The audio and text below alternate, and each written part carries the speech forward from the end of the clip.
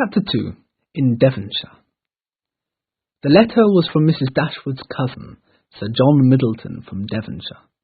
It was a very friendly offer of a small cottage to rent in the closest neighbourhood of the Middletons' own residence, Barton Park. Barton College was its name, and it was there Mrs. Dashwood decided to move. Barton College turned out to be situated among very pretty hills. It was small but comfortable, and had a large garden round it. It needed some small changes, perhaps, but on the whole, all the ladies were very pleased with their new home. The neighbours, too, appeared to be even more friendly than they expected. They soon met the whole party when they dined at Barton Park 2 days after their arrival. Sir John Middleton was a good-looking man, about 40. He was friendly, good-humoured, and determined to do anything in his power to make his cousins comfortable. His wife, Lady Middleton, was certainly very elegant and polite, but reserved and rather cold. In the evening, Marianne Dashwood was discovered to be musical, and was asked to play the piano. Sir John was loud in his admiration of her every song, and as loud in his conversation with others while every song lasted. Lady Middleton wondered how anybody could not pay their full attention to the music, and then asked Marianne to play a particular song which Marianne had just finished. Only Colonel Brandon, Sir John's friend and neighbour, listened to her with attention, and Marianne respected him for it. The only person who noticed this attention was Lady Middleton's mother, Mrs. Jennings, an elderly lady who talked a great deal, seemed very happy and rather vulgar. She was full of jokes on the subject of lovers, and soon announced that Colonel Brandon was very much in love with Marianne Dashwood. Marianne found this accusation absurd, as Colonel Brandon was on the wrong side of 35, and even though not without charm, was not Marianne's type in the least. When the Miss Dashwoods talked about it with their mother when finally back home, Marianne exclaimed, "But, Mamma, he is old enough to be my father.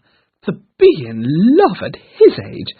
He was wearing a flannel waistcoat, and has surely got rheumatism." Mrs. Dashwood could not think a man 5 years younger than herself so very ancient, and Eleanor only said, laughing, "Perhaps 35 and 17 should have nothing to do with marriage altogether." The countryside around Barton College was so pretty it invited the ladies for walks in all weather.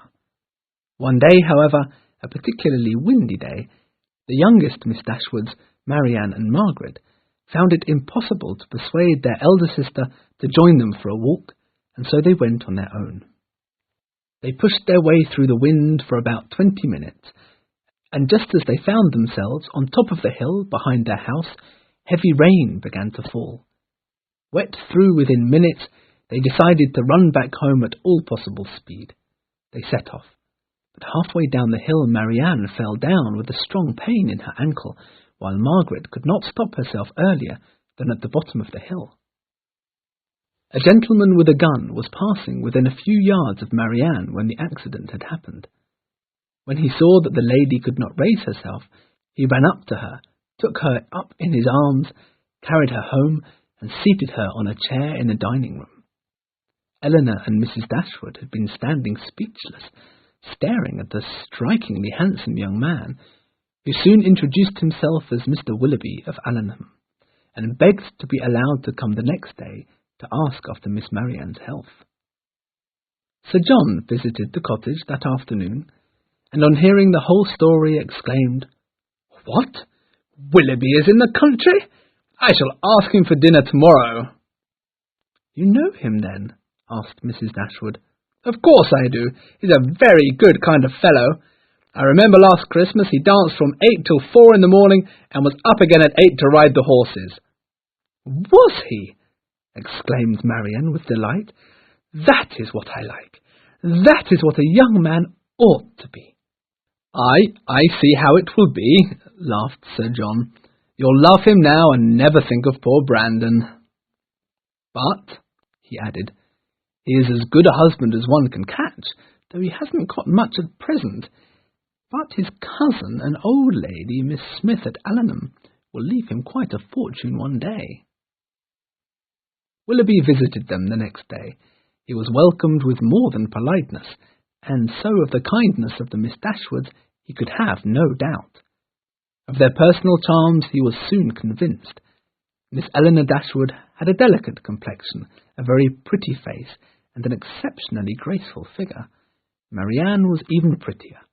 She was taller than her sister, had dark eyes which shone beautifully in her pretty face when she talked about something with passion. And it was enough to mention any favourite amusement to engage her in a passionate conversation. Poetry, music, dance, all delighted her.